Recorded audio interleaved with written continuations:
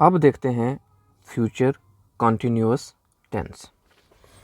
तो सबसे पहले इसका इस्तेमाल कहाँ कहाँ ये यूज़ किया जा सकता है।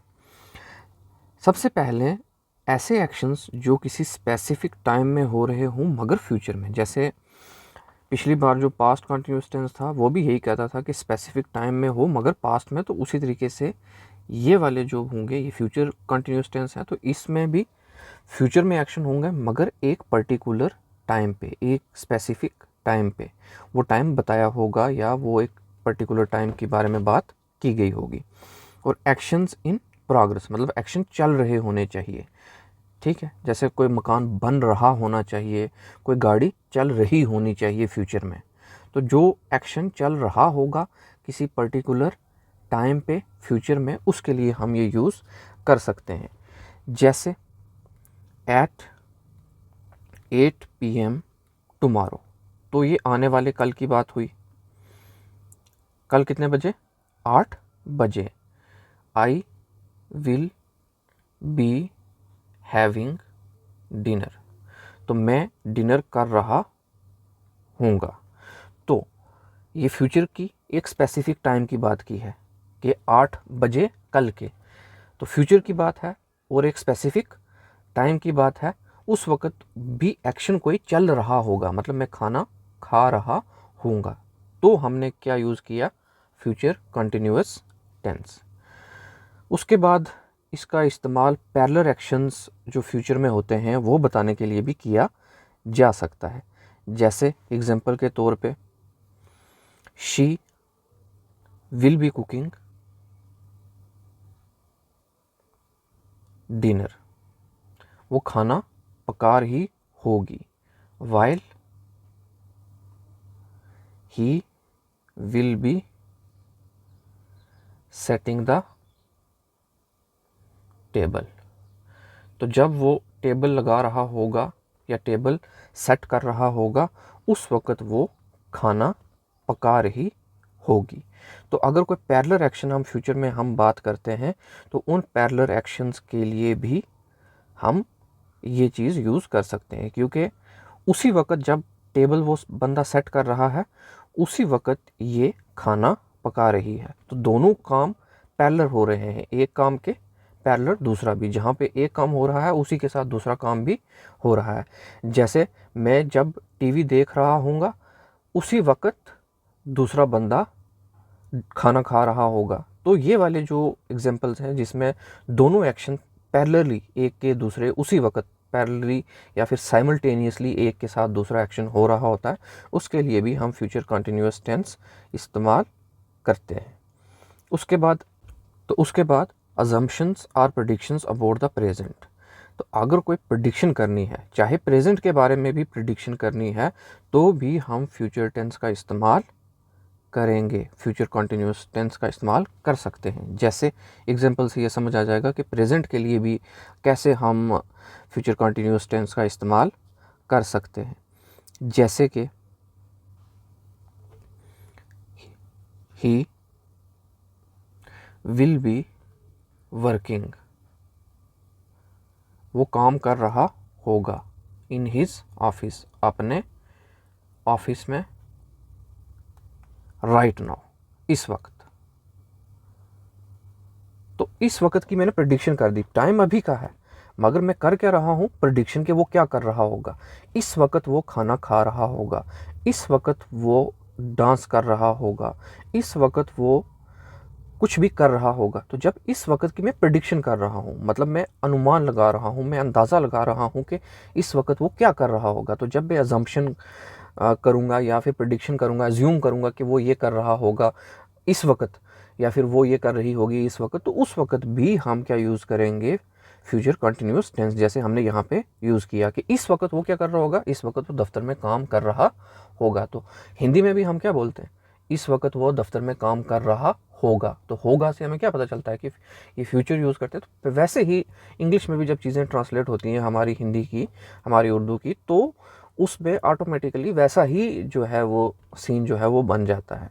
जैसे अगर आप हिंदी में भी कहोगे कि वो इस वक्त खाना खा रहा होगा, आप कहोगे, ये नहीं कहोगे वो इस वक्त खाना खा रहा है। आप क्या कहोगे, वो इस वक्त खाना खा रहा होगा। अगर आप अनुमान लगा रहे हो तो आप ये कहोगे, अगर आपको एग्जैक्टली पता है तो आप कहोगे वो खाना खा रहा है। मगर अगर आपको पता नहीं है, आप अनुमान लगा रहे हो, आप अज्यूम कर रहे हो, तो आप कहोगे वो इस वक्त खाना खा रहा होगा। तो होगा मतलब फ्यूचर की बात हमने हिंदी में भी की, तो इंग्लिश में भी उस अनुमान को ट्रांसलेट करने के लिए हम फ्यूचर कंटिन्यूअस टेंस का इस्तेमाल कर सकते हैं। ठीक है, अब देखते हैं इसके रूल्स। वही सबसे पहले पॉजिटिव रूल, तो इसमें सबसे पहले सब्जेक्ट, फिर या तो शैल और विल, फिर बी, फिर उसके बाद वर्ब की पहली फॉर्म के साथ आईएनजी और उसके बाद ऑब्जेक्ट। और शैल और विल कहाँ लगता है ये हमने डिस्कस किया हुआ है डिटेल में। कहाँ पे, जब हमने फ्यूचर सिंपल टेंस हमने पढ़ा था, तो आप उस वीडियो में दोबारा भी जाके देख सकते हो अगर आपको कोई कन्फ्यूजन है तो। ठीक है, अब हम चलते हैं आगे। तो सब्जेक्ट में क्या, हर बार की तरह I, we, you, he, she, it और दे। उसके बाद शैल और विल, आई के साथ हम यूजुअली शैल ही प्रेफर करते हैं। और उसके बाद शैल के साथ क्या लगेगा, बी भी लगेगा, शैल बी, अकेला शैल नहीं लगेगा, आगे बी भी लगेगा। फिर वर्ब की पहली फॉर्म प्ले, तो उसके साथ आईएनजी। और उसके बाद object cricket, I shell be playing cricket. तो यहाँ पे भी आप सेंटेंस को ख़त्म कर सकते हो, ये पूरा कंप्लीट है, या फिर एग्जैक्टली बताने के लिए कि मैं क्रिकेट खेल रहा हूँगा, मगर कब कब खेल रहा हूँगा, तो आप इस सेंटेंस को थोड़ा इंक्रीज भी कर सकते हो ताकि और इन्फॉर्मेशन दी जा सके। एट 10 PM टुमारो, तो मतलब कल 10 बजे मैं क्रिकेट खेल रहा होऊंगा। तो हमने बता भी दिया कि काम हो रहा होगा, मगर कब। तो आप चाहो तो सिर्फ यहाँ तक भी सेंटेंस को एंड कर सकते हो, और चाहो तो आप सेंटेंस को आगे भी लेके जा सकते हो। ठीक है, वी के साथ क्या लगेगा, वी के साथ भी शैल ही हम यूज़ करेंगे। We shall be playing cricket at 10 PM tomorrow. ठीक है, और यू के साथ विल, ही के साथ विल, शी के साथ विल, इट के साथ विल और दे के साथ भी विल। तो उसी तरह से we shall be playing cricket at 10 PM tomorrow, फिर you will be playing cricket at 10 PM tomorrow, he will be playing cricket at 10 PM tomorrow, she will be playing cricket at 10 PM tomorrow. तो it will be raining at 10 PM tomorrow. ठीक है, उसी तरीके से they will be playing cricket at 10 PM tomorrow. तो कुछ नहीं, वही चीज़ हमने ऊपर से नीचे कॉपी कर ली। अब हम देखते हैं नेगेटिव रूल। तो नेगेटिव रूल में क्या है कि सबसे पहले सब्जेक्ट, फिर शैल या विल, फिर उसके बाद नॉट, उसके बाद बी, उसके बाद वर्ब की पहली फॉर्म और उसके बाद आईएनजी और उसके बाद ऑब्जेक्ट। तो देख लेते हैं। सबसे पहले हर बार की तरह सब्जेक्ट आई, फिर वी, फिर यू, फिर ही, फिर शी और फिर इट और उसके बाद दे। फिर आई के साथ क्या लगाएंगे, शैल, और आगे नॉट, उसके बाद बी, उसके बाद वर्ब की पहली फॉर्म प्लेइंग। ठीक है, आगे ऑब्जेक्ट क्या, क्रिकेट। तो चाहो तो आप यहीं पे ख़त्म करो, चाहे वो पिछले जैसे सेंटेंस बनाया था एट 10 PM टुमारो लिख दो, तो चाहे ना लिखो, आपकी अपनी मर्ज़ी है। ठीक है, तो लिख लेते हैं at 10 PM tomorrow, I shall not be playing cricket at 10 PM tomorrow. तो उसी तरीके से वी के साथ क्या लगेगा, शैल, और उसी तरह से अगर हम देखें यू के साथ क्या लगेगा, विल, ही के साथ भी विल, शी के साथ भी विल, इट के साथ भी विल और दे के साथ भी विल, और आगे बिल्कुल सब कुछ सेम टू सेम। तो उसी तरीके से ये बाकी एग्जांपल्स भी डिट्टो सेम, वैसी की वैसी। You will not be playing cricket at 10 PM tomorrow, he will not be playing cricket at 10 PM tomorrow, और लास्ट में ये it will not be raining at 10 PM tomorrow. तो ये ज़रूरी नहीं कि हम सेंटेंस को यहाँ तक लेके जाएं, हम सेंटेंस को यहाँ पे भी ख़त्म कर सकते हैं। ठीक है, वो कोई मजबूरी नहीं, बट हमने जस्ट इन्फॉर्मेशन देने के लिए कि क्रिकेट तो खेल रहा होगा, वो होगा, मगर कब खेल रहा होगा। तो वो इन्फॉर्मेशन देने के लिए हमने टाइम भी मेंशन कर दिया। उसके बाद इंटरोगेटिव रूल, तो इसमें क्या है कि सवाल पूछना है तो सबसे पहले शैल और विल, उसके बाद सब्जेक्ट, उसके बाद बी, उसके बाद वर्ब की पहली फॉर्म, उसके बाद आईएनजी और उसके बाद ऑब्जेक्ट। ठीक है, तो सबसे पहले हम सब्जेक्ट से लिख लेते हैं I, we, you, he, she, it और दे। तो आई के साथ शेल, वी के साथ शेल और बाकी विल, विल सब के साथ विल, इट के साथ भी विल, दे के साथ भी विल। और आगे क्या, बी, सब के साथ नीचे भी बी, वी के साथ भी बी, यू के साथ भी बी। फिर वर्ब की पहली फॉर्म वही प्ले, उसके साथ आईएनजी, वर्ब की पहली फॉर्म के साथ आईएनजी तो प्लेइंग। फिर ऑब्जेक्ट क्रिकेट। ठीक है, और आगे एट 10 PM टुमारो, और आगे एंड पे क्वेश्चन मार्क। ठीक, तो एट 10 PM टुमारो। उसी तरीके से shall we be playing cricket at 10 PM tomorrow.